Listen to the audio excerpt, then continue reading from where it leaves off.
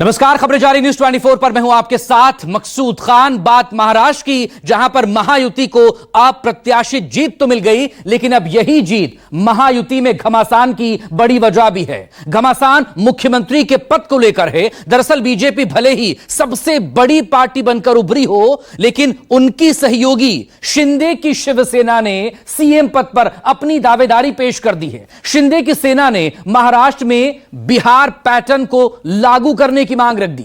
BJP भी अपनी दावेदारी पेश कर रही है। इस सब के बीच अजित पवार ने भी एक बड़ा दांव चल दिया है। आखिर दादा का यह दांव क्या है और महायुति में कैसे सीएम एक खोज बनकर रह गया है, इस रिपोर्ट में देखिए।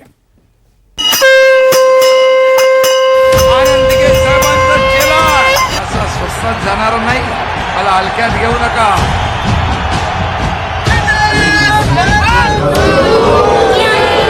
इस तरह के भारतीय जनता पार्टी ने बिहार में संख्या बल देखा नहीं, लेकिन छोटी पार्टी है, उसको बड़ी करने के लिए नीतीश कुमार को सीएम पद दिलाया। वैसे ही एकनाथ शिंदे साहब को सीएम पद मिलेगा, यह हमें विश्वास है। Party has got 132 MLAs and they are the largest party. They were also the largest party in the outgoing coalition. Chhatrapati Shivaji Maharaj की।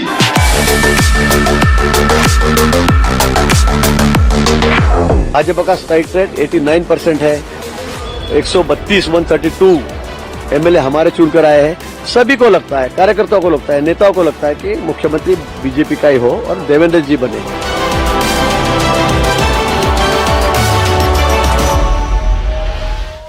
बम्पर जीत के बाद भी टेंशन, सीएम फेस पर भारी मंथन।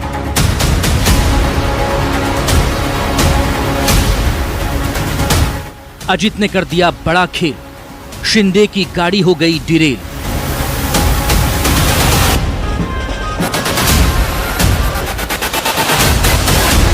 मुख्यमंत्री चयन में क्यों देरी, किसकी लगने वाली है लॉटरी?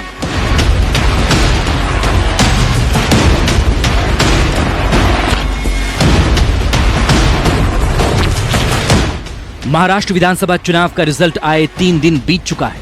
महाविकास अघाड़ी बनाम महायुति की जंग में सत्ताधारी महायुति को प्रचंड जीत मिली है।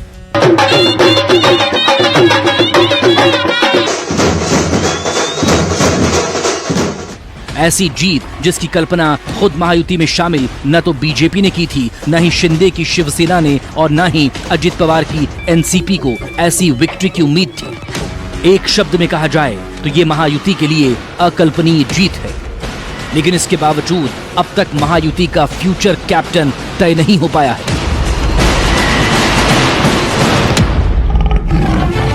महाराष्ट्र के नए मुख्यमंत्री के नाम पर पेंच एकनाथ शिंदे और देवेंद्र फडणवीस के बीच उलझकर रह गया है। मुंबई से लेकर नागपुर और दिल्ली तक महाराष्ट्र के अगले मुख्यमंत्री को लेकर उलझे पेंच को सुलझाने की कोशिश चल रही है। वैसे तो महायुति की इस अप्रत्याशित जीत के हीरो माने जा रहे देवेंद्र फडणवीस को सीएम पद की रेस में सबसे आगे माना जा रहा है, लेकिन अभी तक उनके नाम का औपचारिक ऐलान न होने से एक बड़ा सस्पेंस का भी माहौल बन गया है। इसकी वजह है शिंदे की शिवसेना। दरअसल मुख्यमंत्री पद को लेकर शिवसेना का दावा है कि एकनाथ शिंदे को ही सीएम पद पर बरकरार रखना चाहिए। इसके पीछे शिंदे की शिवसेना का तर्क है कि विधानसभा का चुनाव एकनाथ शिंदे की अगुवाई में लड़ा गया था, जिससे महायुति को फायदा हुआ। महायुति की इस महाविजय में लाडकी बहन योजना का सबसे बड़ा योगदान है, जो कि एकनाथ शिंदे की सोच थी। शिंदे कैंप का यह भी मानना है कि आने वाले बीएमसी चुनाव और दूसरे म्युनिसिपल चुनावों में एकनाथ शिंदे को सीएम बनाने से गठबंधन को फायदा होगा। यही नहीं, शिंदे गुट की यह भी दलील है कि बिहार में जेडीयू के पास कम सीट होने के बावजूद भी बीजेपी ने नीतीश कुमार को सीएम बनाया, उसी तरह यहां भी एकनाथ शिंदे को सीएम बनाया जाए। महायुति के लीडर और मुख्यमंत्री एकनाथ शिंदे साहब होना चाहिए। हमें और हमारे कार्यकर्ताओं को लग रहा है, क्योंकि हमारे पार्टी के वो नेता है। जिस तरह से भारतीय जनता पार्टी ने बिहार में संख्या बल देखा नहीं, लेकिन छोटी पार्टी है, उसको बड़ी करने के लिए नीतीश कुमार को सीएम पद दिलाया, वैसे ही एकनाथ शिंदे साहब को सीएम पद मिलेगा, यह हमें विश्वास है। हरियाणा में जैसे सैनी इनके नेतृत्व में चुनाव लड़े और बाद में उनको सीएम पद दे दिया, वैसे ही एकनाथ शिंदे साहब को ये सीएम पद देना चाहिए, एक कार्यकर्ता करके मुझे लग रहा है। आखिर निर्णय महायुति के लीडर लोग लेने वाले हैं और संजय राउत जैसे लीडर जो आलोचना करते हैं भारतीय जनता पार्टी पे कि भारतीय जनता पार्टी अपना शब्द बदलती है, यूज एंड थ्रो करती है, उसको एक समर्पक उत्तर भारतीय जनता पार्टी देगी, ऐसा हमें विश्वास है। और ये सीएम पद एकनाथ शिंदे साहब को देना चाहिए, हमारे कार्यकर्ता करके मुझे लग रहा है। महायुति में सीएम पद को लेकर एक बात सामने आई है। रविवार को जब मुंबई के 5 सितारा होटल में शिवसेना के सभी विधायकों की बैठक हुई, इस बैठक में एकनाथ शिंदे को नेता चुना गया। इसके साथ ही जो 57 विधायक है उसमें से 56 विधायकों ने एक ही सुर में मांग की कि एकनाथ शिंदे को महाराष्ट्र का मुख्यमंत्री बनाना चाहिए। इस पर एकनाथ शिंदे ने जवाब दिया कि काम शुरू है। यानी जाहिर सी बात है, शिवसेना एकनाथ शिंदे को ही महाराष्ट्र में दोबारा मुख्यमंत्री बनाने की कोशिश में लगी हुई है।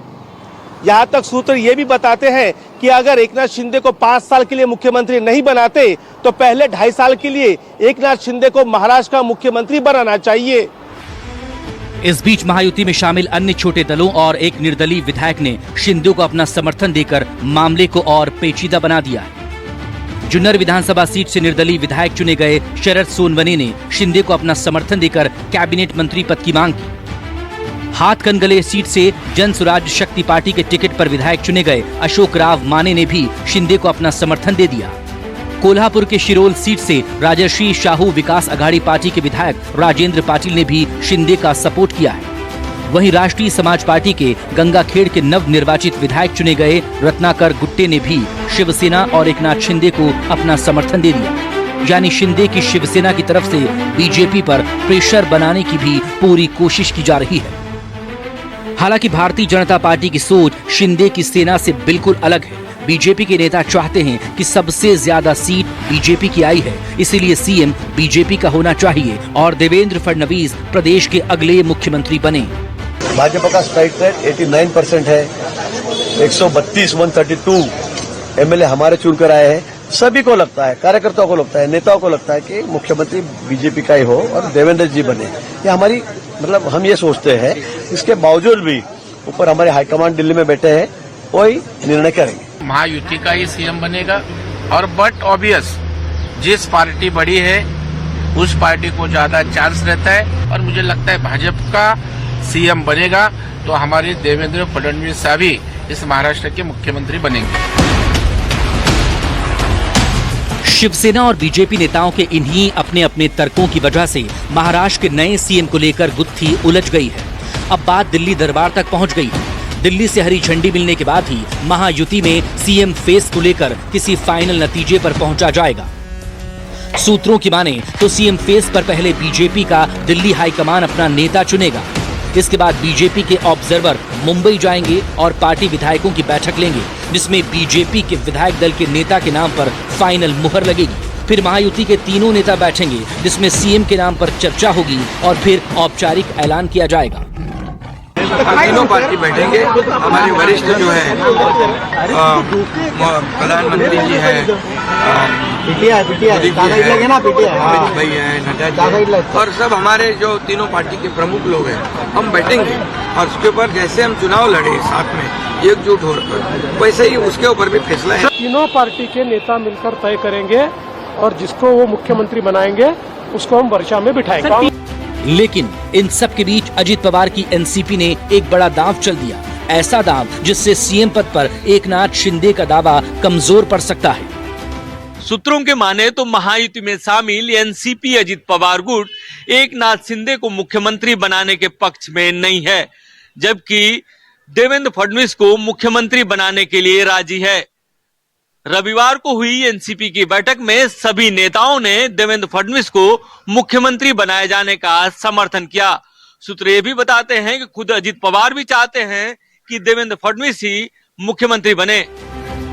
अजित पवार के सियासी स्ट्रोक से न सिर्फ देवेंद्र फडणवीस की राह आसान हो सकती है, बल्कि शिंदे की सियासी मुश्किलें भी बढ़ सकती हैं, क्योंकि अजित पवार का साथ मिलने से बीजेपी नेता देवेंद्र फडणवीस का दावा और मजबूत हो गया है। इसे ऐसे समझिए, महाराष्ट्र चुनाव में बीजेपी को अकेले दम पर 132 सीटें मिली हैं, वहीं अजित पवार की एनसीपी के खाते में 41 सीटें आई हैं।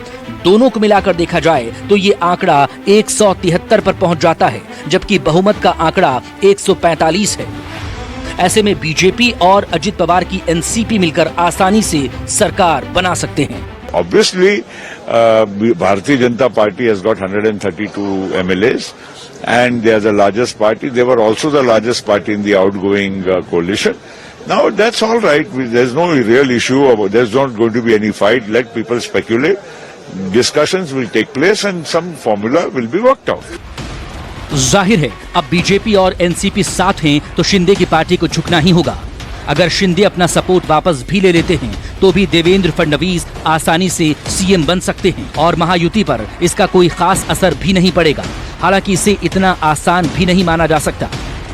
एकनाथ शिंदे की मजबूरी ये है कि अब वो बीजेपी के साथ आ गए हैं, यही मजबूरी अजीत पवार की है।